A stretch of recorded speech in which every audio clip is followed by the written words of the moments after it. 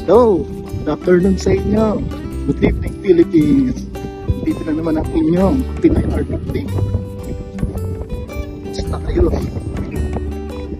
Alas 12 ngayon dito. Nakauwi na natin sa trabaho. Ngayon dyan sa Pilipinas, alas 9 ng gabi. At just ngayon ang oras natin dito sa Greenland. Dahil sa tinatawag nilang Daylight Saving Time or DST. Adjust ng isang oras simula kagabi March 28, 11 p.m. ng 11 p.m. automatic na siya magiging 12 a.m. ng March 29. Kaya nabawasan yung tulog natin kagabi, bawasan ng isang oras. Ganun pala yun, dahil daw magsa-summer na rin daw dito eh. Tinatawag pala siya Daylight Saving Time.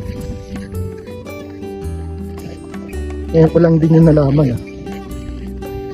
Buti nabanggit sa akin ng trabaho ko. Nag-adjust ako ng alarm. Pero automatic naman nag-update din yung oras ko dito sa cellphone. Sa mga manual lang na orasan ko rin, doon mo lang siya i-update. Pero sa mga cellphone, automatic na siya.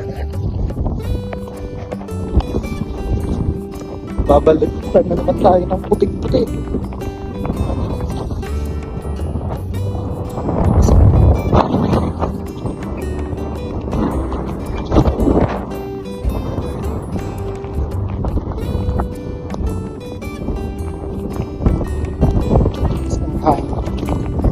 Hangin kasi nagpapalamig dito. Pero yung sakto, hangin kasi talaga ang lalo nagpapalamig.